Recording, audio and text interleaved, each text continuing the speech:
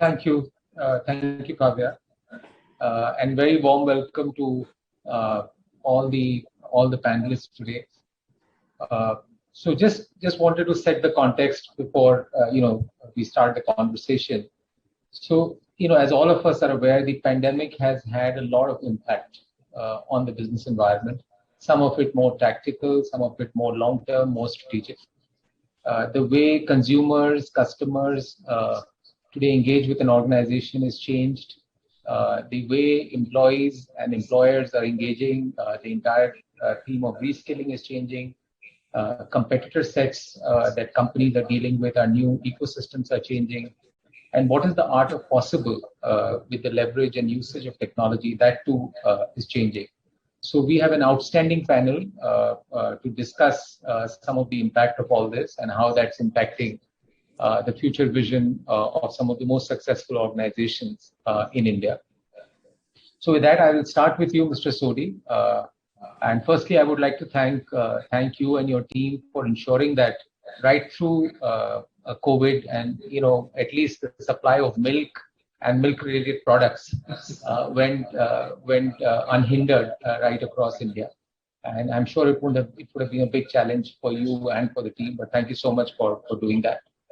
You as an organization, you deal with millions of consumers. The way consumers and customers today are interfacing with you as an organization and how you are engaging with them is changing. Also, from a supply side, you've got a pretty complex supply chain. That too will get impacted, and in the post-COVID world, you may have had to make a lot of changes there. It'd be great maybe if you can share some of your perspective in this context.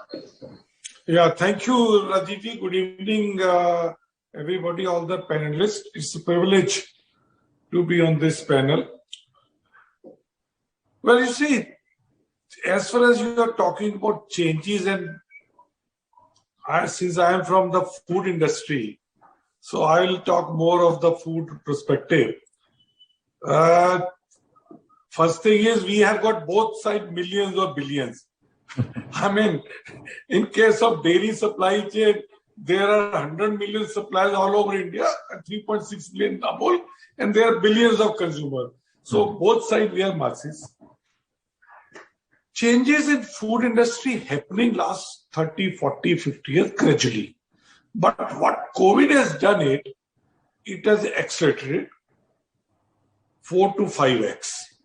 And confidence in change, technology, remote control, AI increased tremendously during this whole last two COVID.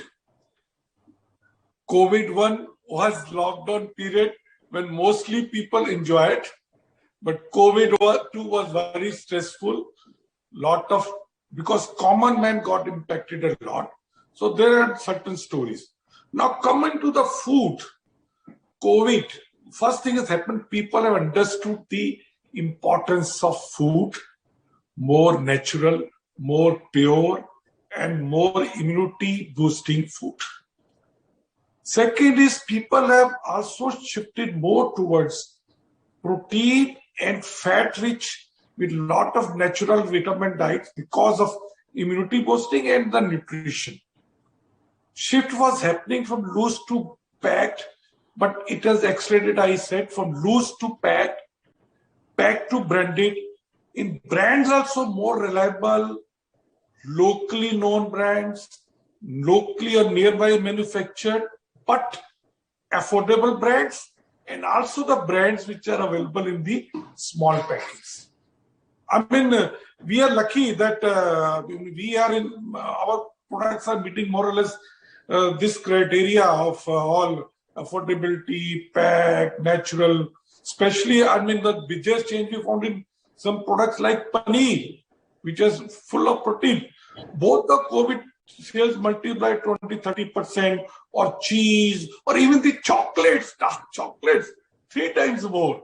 Maybe because of antioxidants or the immunity boosting. As far as this is a consumer trend, as for distribution or retailing side, we know MFS was growing, general trade was declining, MFS was around 13-14%. But during COVID, MFS declined, e-commerce at taken more or less equal to the MFS.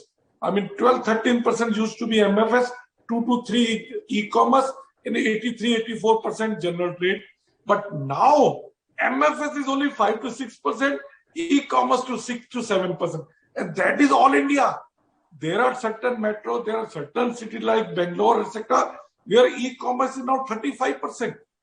So that is a trend happen. Horeca no doubt has gone down. The other biggest change is metro have not grown, but tier 2, tier 3, rural have grown, especially in packed or organized market.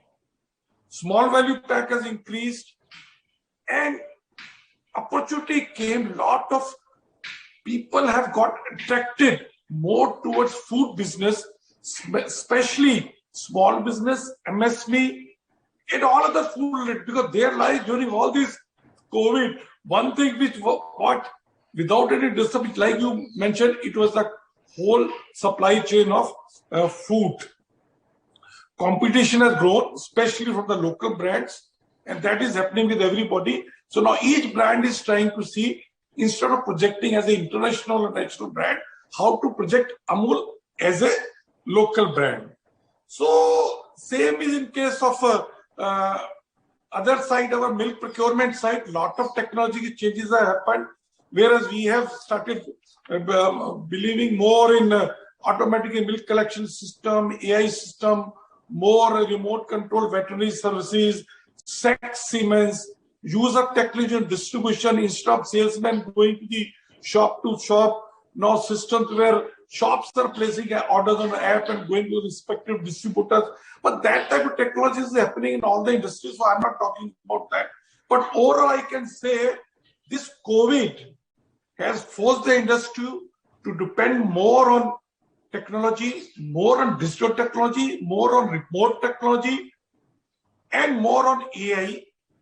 And investments are increasing. And I think whatever by force has happened, it is good for the industry, which is mainly depending more on the technology. Thank you. Thank you, Surya. That's really a great overview and excellent overview of what's happening in the food industry. I'll move on to Bharat. Bharat, I think one thing that I felt didn't change right through COVID was the advertising of Pidilite and also the product innovation. I think that's been really, really outstanding, something that we have watched for years together. One of the things that with this entire theme of agility coming, fast reaction, has the entire strategy and business planning cycles, as you look at putting together plans for the future years, has that process gone through some change? And the second thing is that does this, as you look at accelerating your business, does the post-COVID world, I know you keep on constantly looking at new opportunities, but does it throw some new interesting, significant changes from a growth standpoint for Pidilite? Thank you, Rajiv. Thank you, and good evening, everybody. Good to be here. Yes, Rajiv, to answer your question, firstly, thank you for your appreciation. I think the lovely thing with Fevicol is that whenever I meet anybody, the first thing they have to tell me is the last Fevicol ad that they really liked. So it's wonderful to hear that. I think the whole perspective, when we were younger management students, and when I say management students, as managers, we are all still students of management. The adage used to be look before you leap. I think what COVID has taught us is that you have to look while you leap. The days of looking before you leap are over. It is now we are all flying the plane visually, and planning horizons have changed dramatically. If somebody can tell me what is going to be the situation 3 months hence on the ground from a pandemic, therefore business perspective, I think the person would, truly be a wonderful forecaster. Now, in a situation like this, I think we've drawn 3-4 big lessons from a strategic planning perspective. I think the first is you have to keep the consumer at the center and see what is changing in her life or his life, as the case may be.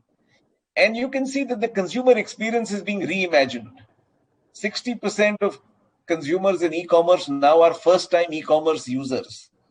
my dear mother, who, thought the only purpose of a phone was to talk to other people, is now telling me that, on Amazon, she has bought this and she's bought that. And I'm fascinated because she's all 80 years old. This is the new reality. There's a reimagined consumer experience, the whole appreciation of the neighborhood from whether it's the neighborhood kirana, whether it is your own neighbors and their ability to look after each other during these tough times. The whole concept of supply chain, therefore, we've all had to re-examine. I mean, in the days of the one large factory, doing it all efficiently and servicing the country and at times the globe, I think is now history. What this pandemic has taught us is you need an agile, responsive supply chain, which is multi-nodal, multi-locational, and is able to react quickly. I mean, in the last 24 months at Pidilite, we've expanded 6 of our factories and we're putting up 10 new ones because we are clear that this pandemic will go away. But when it goes away, we must emerge stronger. And one of the things we will emerge stronger is in the whole agility and responsiveness of the supply chain. I think the whole digitization piece has been spoken about ad infinitum, so let me not add. But I think the fascinating thing, what I want to give a perspective on digital is, while everybody talks of us all working from home, the digital consumer, data science, I must tell you, digital being adopted by the larger business ecosystem. Just to give you a perspective, in the last 12 months at Pidilite, we have done over 2,000 digi-meets for plumbers, carpenters and masons, all of whom are now interacting regularly with us digitally. Now, in a sense, I think digital has taken a 5 or a 10-year leap in the course of the last 15 months, and all organizations will have to cognize of that. It's the same thing with dealers. We now have a system where every dealer anywhere in the country can order directly. He doesn't have to go through the distributor. We will do all the back-end work. In the last few months, 250 crores of my sales is now coming via what we call the Pidilite Genie app. Now, these are all realities, and these are all strategic changes which are happening at a large scale. Finally, I think in all of this, what this crisis has taught us is, culture is and often is a much used management word, a lot of times misunderstood. But this last 15 months has taught us that organizations that truly had a strong culture are the winners of COVID. Because, when there's a fire on, you don't wait for the fire brigade. It's all your own people who stand and put out the fire as quickly as they can because they believe this is their house, this is their company. And I really think, therefore, the whole role of people, culture, the ability of organizations to actually, in a sense, work as extended families, it's been a wonderful lesson of COVID. And I think the advice that I would have for anybody going forward is, if people are not at the center of your strategy, if you're not reimagining how your people are going to work, how they're going to be evaluated, how they're going to be working on a day-to-day basis, I think we would have not learned the lessons of COVID. I'll stop here and we'll continue the discussion as we go on. Absolutely. No, I think I completely agree. I think the fire brigade analogy just came through so much when the entire country was going through this crisis.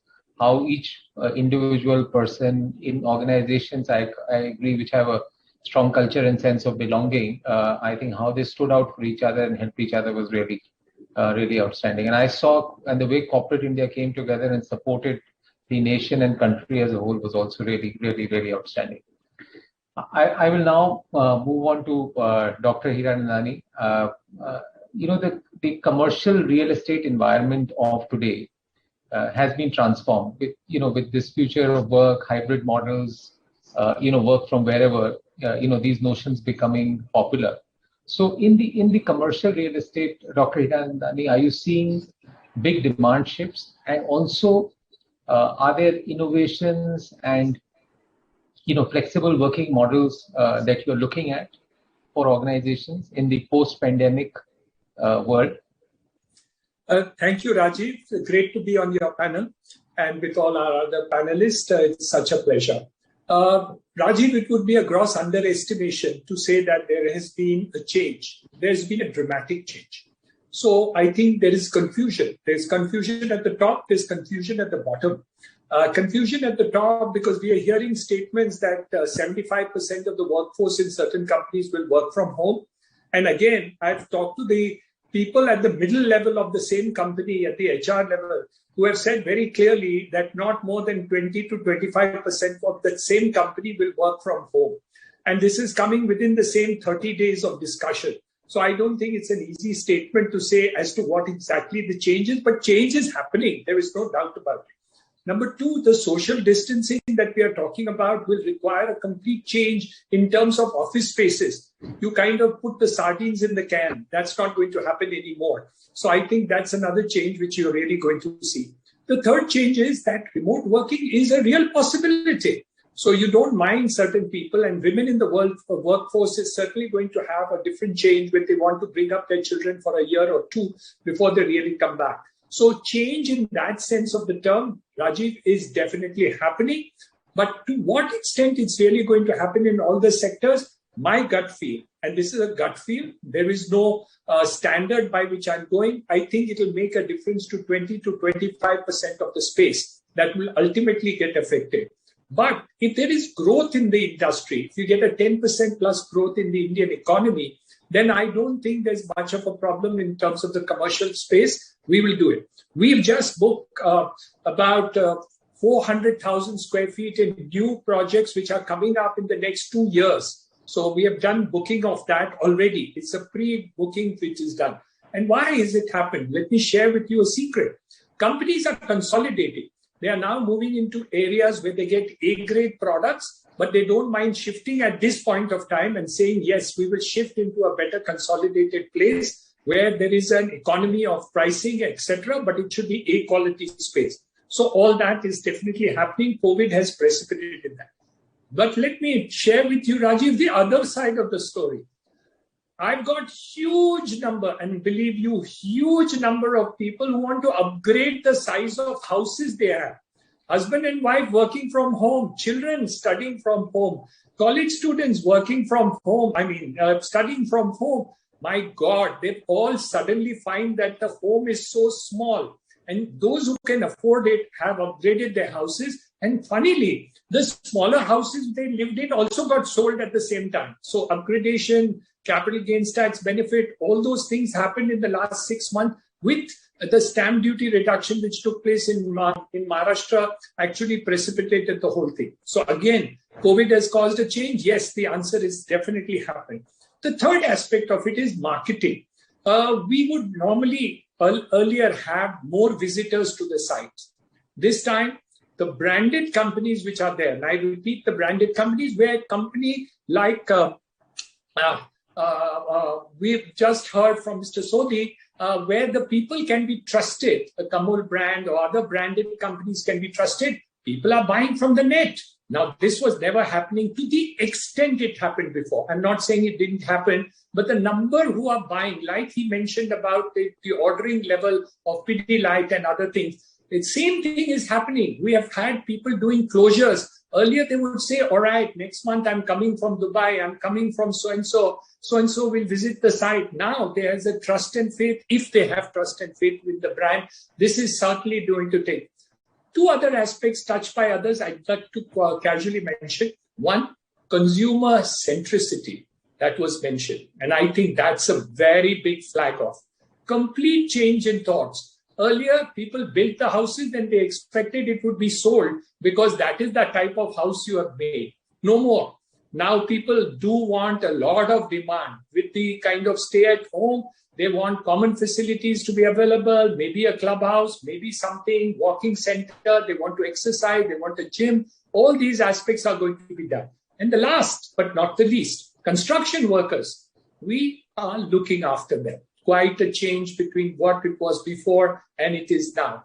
We look after them. We give them free food. We look after their sanitization. Every one of them is getting vaccinated. All that is happened, which means I have lost, in spite of that, 20% of my workforce in the second wave. Other builders have lost 80% of their workforce at the same time. So if you look after your labor, look after your staff, look after your people, there's a huge amount of difference. So I think COVID has taught us a lot of things and they are here to stay. But the extent of change on a permanent basis is yet to be seen. I'm looking forward to this exciting new story, which will teach me more and more as we go around if and when the COVID takes a third wave. And hopefully with the vaccination, it won't be very harsh on any one of us. Yeah, that's what we all hope. And Dr. Hiranandani, you're absolutely right. But what I'm also seeing is, different geographies around the world are also reacting differently. Different industry segments are reacting differently. So if I look at financial services, and if I look at US, they want to bring their people home and others. If I look at the technology sector, they're much more comfortable in Europe is probably more work from home. US seems to be much more, getting back to office. So maybe it's the state of vaccination, maybe is that, but I think these are, you're absolutely right that there is a lot of conversation on this hybrid model, but only, we will learn about it through time. And one more short, sorry, I forgot. I read somewhere of two different financing companies in New York. One said we will have more working from home, and the other, I believe it was JP Morgan, if I'm not mistaken, they said, no, we want people to come back to the office. So two same people in the finance business, one insisting work from home, wonderful. The other one saying, no, it doesn't work for us. So we'll see what really works and doesn't work for them. Correct, absolutely. I mean, if China was an example, China people are thronging back to the office. So we'll see how it goes. People will definitely need a little bit more of flexibility as things evolve. So I'll now, Kamal, I'll really wanted to get a perspective on the auto sector. I mean, the auto sector was in the throes of change even before COVID. Maybe the speed was slower. And maybe COVID has accelerated some of these trends. Maybe there are some new trends that have come, and the auto sector has an impact right across the manufacturing sector. So it'll be great to get your perspective on how Volvo looks at the changing trends in the auto sector, both in India and global. Thank you, Rajiv. Good evening, ladies and gentlemen. We are alongside some very distinguished panelists. So Rajiv, I think the speakers before me have actually given some good insights, but I think let me touch upon the 7 or 8 fundamental shifts what we are seeing in the automotive sector very, very quickly. I think the first one is a fundamental shift in the organization mindset. I think that has happened across the world, and I think it's going to get further accentuated as we go along. The second is shift in consumer behavior and consumer demands. I'll come back to this. And this has been one of the biggest shifts when it comes to the automotive industry. The third one is technology acceleration in the already tech-intensive industry like ours, and digital transformation is happening like never before. And this last 1 year, the amount of shifts which have taken place and the amount of work which has been done, probably not in the last 20 years, that much has been done. The fourth is holistic sustainability becoming a real thing. It's no more a lip service. If you do not tick the boxes on sustainability, you will be out of the game. Number 5 is an opportunity, which is basically India's manufacturing moment. I will come back to that in a moment as well. And 6th is a very surprising shift from global value chains to regional value chains. And I think that's again going to get very accentuated as we go along for several reasons. And then I think a lot of people have talked about it, is employee centricity like never before. I mean, organizations are moving mountain and everything to just ensure that their employees are happy, and all the employee value proposition is at the top. And finally, new geopolitical alignments. I think these are the 7 or 8 shifts which have happened dramatically over the last. But let me now talk to you on some of these very, very clearly. I think the first one is, at a high level, this pandemic has been like a pause, reset, and a fast forward button. So it has taught us resilience and perseverance on one end, and the fact that humans can transform so fast, we never realized that. Re-emphasize the value of equity in society. I think for me, these are the 3 takeaways when it comes to the pandemic itself. I was talking about the consumer shift. I think consumer preferences have never been easy to change. They are stubborn, and marketing campaigns have never been able to change them so fast. But this pandemic has done what the brands could not do for several years. Then at another level, of course, in the automotive industry, the emission norms have come in very, very quickly. At Volvo, for instance, we have not declared ambitious targets with regards to sustainability, where we have committed to be 100% fossil free by 2030, 100% safe, 100% more productive products and solutions by 2030. That's a very, very big ask. And we have aligned with science-based targets, which means that we would be reducing 40% emissions across all our products, which corresponds to 1.5 degrees temperature increase instead of 2 degrees. The discussion on and activities around EV as well as alternate fuels has increased pace. Equally critical is the future of mobility in terms of new transport concepts such as road trains, BRT systems, hub and spoke models, and making public transport more attractive. So I think that's another shift. So just to share with you some of the collaborations which we have signed up with Daimler to build, which is our competitor. It's a 50-50 JV. We have signed up to produce hydrogen fuel cells for heavy duty commercial vehicles. We have signed up with NVIDIA to develop decision-making systems, DMS, for autonomous vehicles, and also with Samsung, a strategic alliance to develop battery packs for Volvo Group's EVs. And during the course of the last 6 months, we have started a company called Volvo Energy, which means we will have a play in the energy field with electric vehicles coming in a big way. I will just touch upon very, very quickly in the next couple of minutes on the India's manufacturing moment, which I talked about. We believe that over the next 3 to 4 years, about $4 trillion of global manufacturing will get rebalanced. The global manufacturing size is about $15 trillion, out of which just one country accounts for 30% of it. It is expected that $4.5 trillion will get rebalanced. And I believe this India will get a fair share out of this. Even if we get 10% of the shift, our manufacturing can double from $400 billion to $800 billion. And if the shift can be 20%, it can be $1.2 trillion manufacturing size. So all in all, very positive, I would say. From this crisis, I find number of opportunities which we can use them for the long term, for the good of the society, and making good social impact. So all in all, to me, I think challenging times, tough times, but I think at the end of this, there will be good results for everyone. I will stop here, Rajiv. Yeah, no, thanks a lot, Kamal. I think this entire thing around sustainability, new versions of mobility, and also collaboration with competitors or people across industries. I think this is really in every segment, in every industry. I think this entire who's a collaborator, who do you collaborate, and who you compete with. I think that paradigm is completely shifting, and that's really hopefully it gives rise to much greater innovation going forward. I will come back to you on India's manufacturing advantage and competition. You briefly touched about that, but I'll come back to you in greater detail. I'll move, Parag, I will move over to you. Tires is a more traditional sector. There is a lot of innovation that's going on there.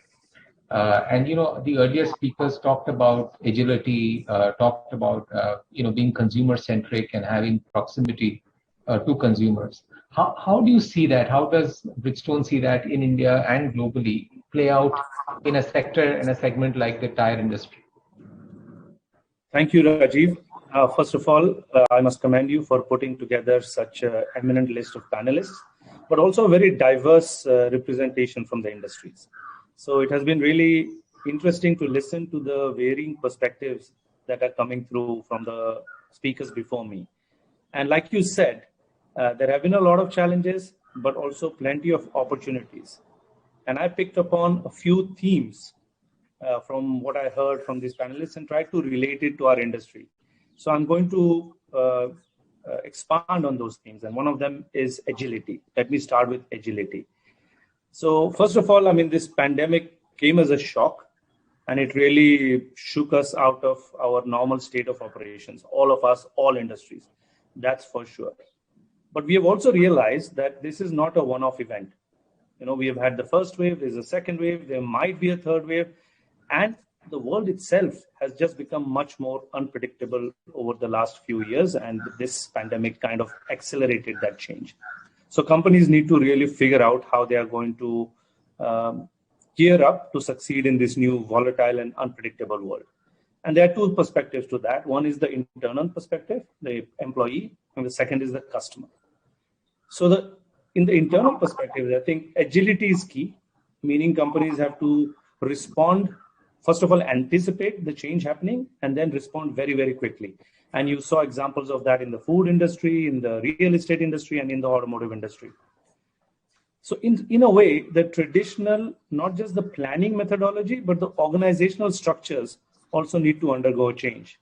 Because what do you need internally to respond quickly? You need to take decisions close to the customer, and you need to take those decisions very quickly. And at Bridgestone, what we did once we realized that is we suspended our normal organization structures, and we in fact created cross-functional teams, bringing people together from various functions, focusing on key topics such as customers, such as cash flows, such as operations, such as people, and also community. That allowed us to not just cope with the immediate challenges which were coming up on a daily basis, but this cross-functional group of people can start to think ahead, brainstorm, and really anticipate what might happen a few weeks down the line. And I think this kind of way of working is here to stay. So that is my first great insight, learning, and in a way, a success story coming out of this pandemic. The agility theme plays out similarly with customers. Companies like us all want to save costs, all want to cut the fixed cost and focus on our core topics. So as a business opportunity, what it meant for us is we could look at customers' operations and see how we can help them reduce their cost and help them to focus their resources on the core topics. And this gave rise to a business model which is called Tire as a Service, which is pay as you go. So the customers, and this is commercial customers in this case, don't have to invest a lot of money upfront in the tires. Rather, they outsource all of these activity to us. We utilize our expertise and cut out waste from the system. Eventually, it results in a real saving, which we share with the customers and becomes a win-win situation. I think such kind of examples, all industries are capturing, and is going to be the way the future develops. So I think the agility theme will remain even for the coming years.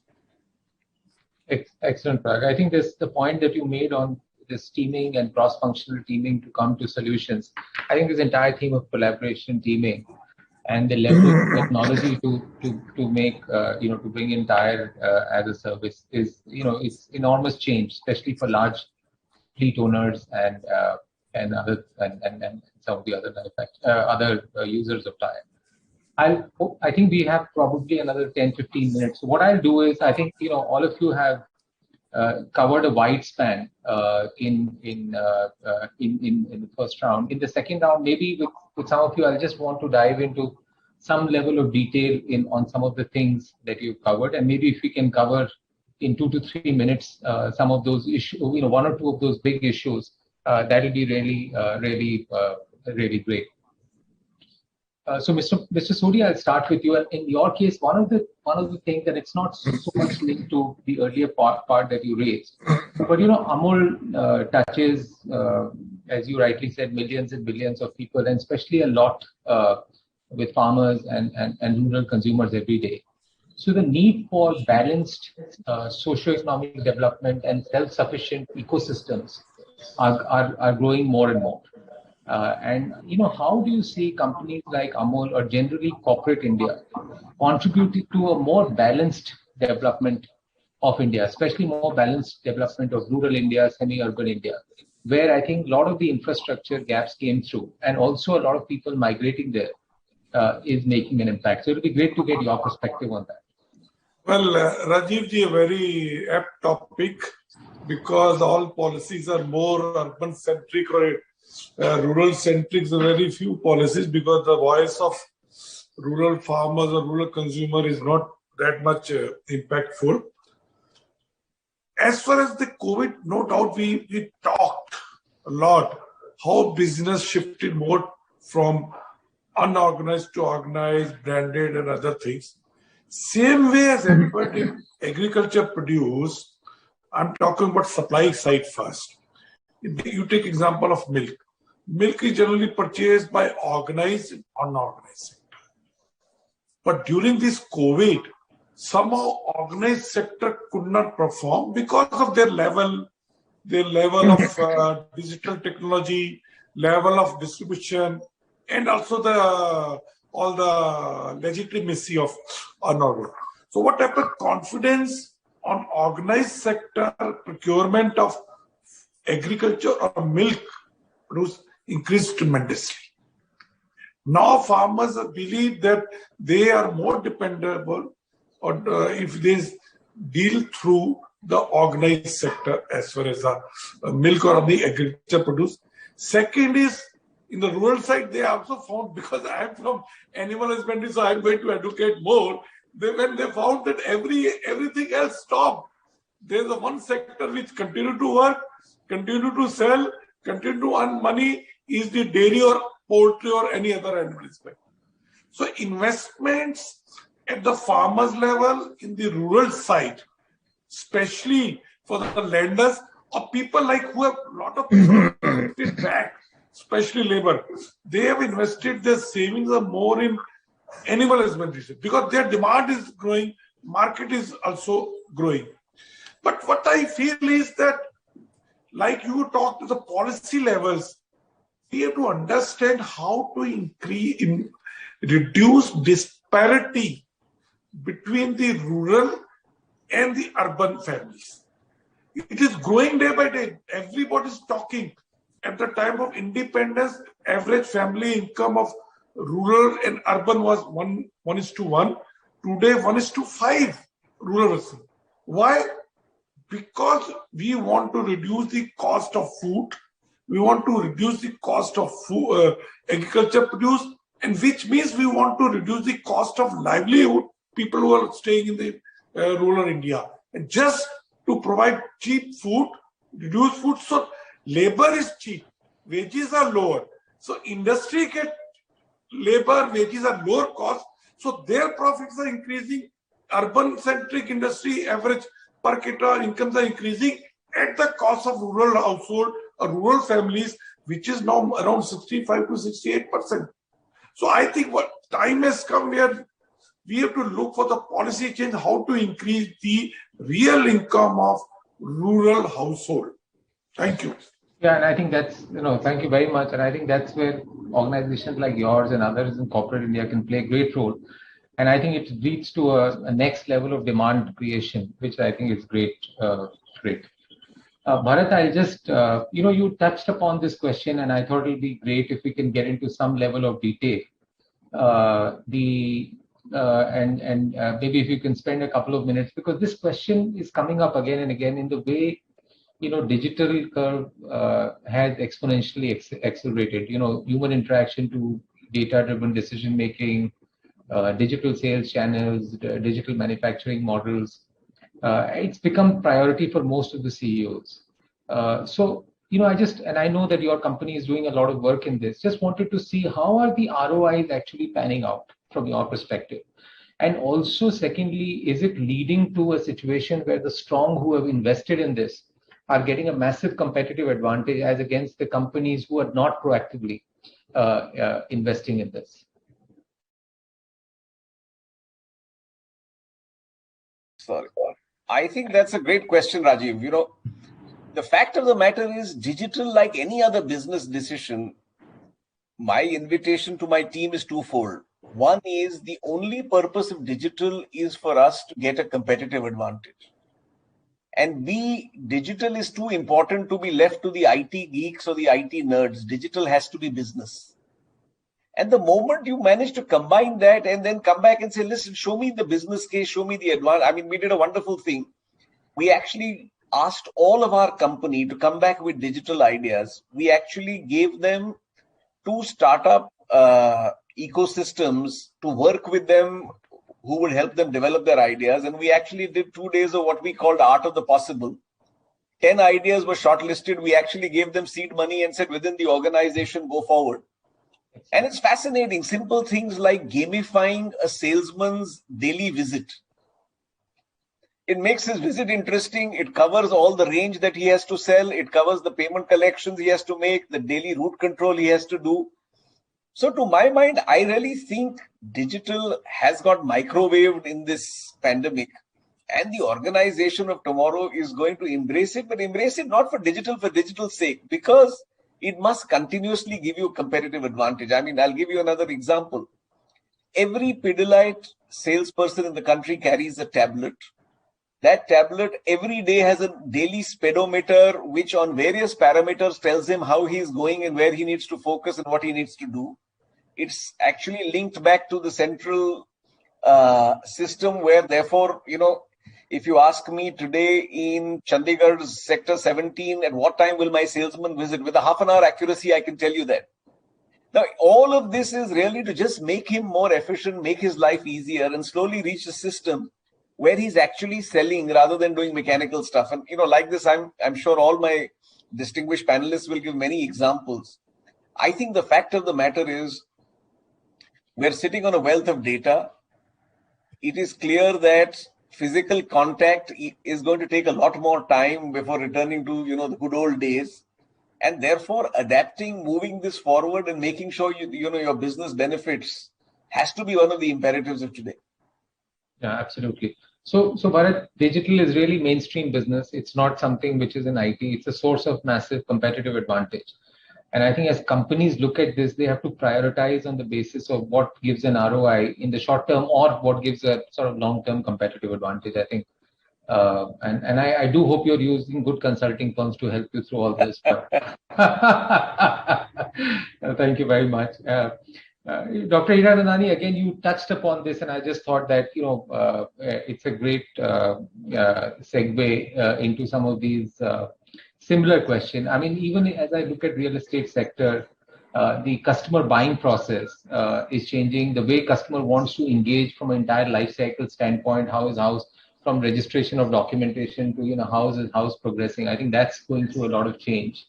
So the way they want to engage with you probably is changing. So are you also seeing emerging sort of alternate channels? I mean, the way you look at customer acquisition, and do you think it's disrupting the traditional broker-based model? Rajiv, you'll be surprised. Both sides are growing. The direct model, wherein we engage directly with the customers through the various apps that we have, as well as social media and others. We have a great amount of engagement with them. On the other hand, we find that there are certain channel partners who are actually doing a great job too in terms of a service provision that they have done. So both the sectors have grown. So while there has been, again, a shakeup, some of the persons who have not been able to adapt with technology and not be able to reach the customers, those channel partners' work is diminishing. While the others who have taken technology and we are working with them together with it. So grow again, consolidation of the brand people, consolidation of the trust, but also with the channel partners. So it's not that you can say that one is at the cost of the other. It's not like that, Rajiv. Both are growing. And the only thing is, some people are out of it and they will not be able to come back because they're not able to fathom that the change which has happened is required. Another very important factor which has happened, which I didn't see before, consumers are far well knowledgeable now because of the internet than they were before. So, building industry would fool the people. I'm sorry to say about my own industry, would be able to fool the people. Today, less likely with RERA, with the other things, you've got to engage with them and you have to be honest and be able to engage trust of your consumer. This is the biggest change, I think, in India in terms of sales and marketing to be done. It's a wonderful thing which has happened. So I think the entire situation which has taken place because of the availability of the internet, because of social media. So if you make a bad building, even if you make 10, 20, 50 good building, you make one building which is bad, the whole world will know about the bad building and not about the so many good buildings that you have made. So consumer engagement, honest, integrity, fantastic. And it's working. But good channel partners have grown their business. So some of them have grown it by 100, 200, 300% during the pandemic and otherwise. So both ways. Absolutely. So greater formalization, reputation is now becoming absolutely gold standard, has to be gold standard. And third is, your channel partners also have to change with you. If they don't change, then they're likely to be left behind. Thank you very much. Kamal, you briefly touched upon it, and maybe, we have 3-4 minutes to go. Maybe if you can spend a couple of minutes. Across the automotive and manufacturing industry, there is this shift from, as you talked about, global to regional value chains. And, how are global organizations like Volvo addressing these shifts? And obviously, this will create a set of opportunities for manufacturing sectors, especially in large consuming countries. So, what is your perspective? What is Volvo's perspective on this?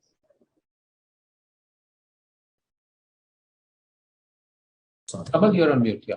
Sorry. Rajiv, what at Volvo we are doing is actually identified certain countries which over a period of last 10 to 20 years have delivered on certain very, very special metrics, and accordingly, just to let you know that India was identified as the center of excellence for 5-liter and 8-liter engine for the entire group. So very proud to and pleased to tell you that Volvo from India would be is in fact already started supplying 5-liter and 8-liter engines for the entire world. So we have, for instance, 5-liter, 8-liter, 11, 13, 16-liter engines. So the 5 and the 8-liter engines would be done completely in India. So that's one opportunity like this. The other one is we are becoming the second largest R&D center for Volvo Group. So earlier it all started with the cost arbitrage, but today it is for the competence. And this digital transformation journey, which has actually started, I think Volvo in India is taking a lead in the entire group to do embedded systems and digital transformation. Just to let you know that Volvo Group's aim now is to get 50% of the revenues from services. Today we have 15% of the revenues from services. This has to move 3 times to 50% in the next 8 to 10 years. This is all on the back of digital platforms, whether it is traffic management, whether it is fleet management or whether managing a complete site for the customer. So we are, instead of being just a global supplier of certain equipment, we provide the entire solution. So to my mind, this is going to be the key, and likewise with several other countries. So centers of excellence, that these countries will focus on such centers. So, but India has great possibilities because the level playing field or the start line is suddenly become same for everyone. At the end of the pandemic, the start line is the same for everyone. So I think that's a great opportunity which we all should really leverage on. Thank you. Ajib, I have to leave if you don't mind. Yeah, absolutely. Thank you very much. I think we need to wrap up the session. Parag, I will just have you have the last word. We talked a lot about, employee culture and everything else. But even for manufacturing companies, and there is this massive need for talent in the technology and digital area. And there is this sudden surge in demand and everything. So how are organizations like Bridgestone dealing with this? Are you looking at reskilling? How are you looking at being much more attractive as an employer for some of this talent? Indeed, yeah. I mean, across the speakers today, everybody talked about the need for adopting new technology. So it's no longer an option, right? You cannot say that I'm mainly a brick and mortar person or my company is only brick and mortar. So that's not going to fly. All of us need to make sure that we are on the digital journey. And similarly at Bridgestone, we have started that off a few years ago. Before I come on to exactly how we are going to do upskilling, I think the need, COVID taught us that most people have these few needs, which is not a new revelation, but it's a reminder. I think first is safety. People need to feel safe and secure, physically as well as psychologically. And second, it needs to be engagement. So people need to have something meaningful to do. And that was also very important during the COVID pandemic to get people engaged. And technology allowed us to do that through your digital groups. Third thing is actually the empowerment, the ability to take decisions as well as make an impact, purpose, empowerment, what you have to call. So that's, I think, something we are very, very clear about, and we are making sure all our skilling programs address this. Specifically to the point of digital, I think the best way of learning is a combination of what we do in the classroom, but a large part by learning on the job. So we have embarked upon a whole digital transformation agenda within the company, within each and every function. We talked about the front end where we are doing pay as you go kind of products. There is a lot of digital adoption happening with sensors and with remote monitoring.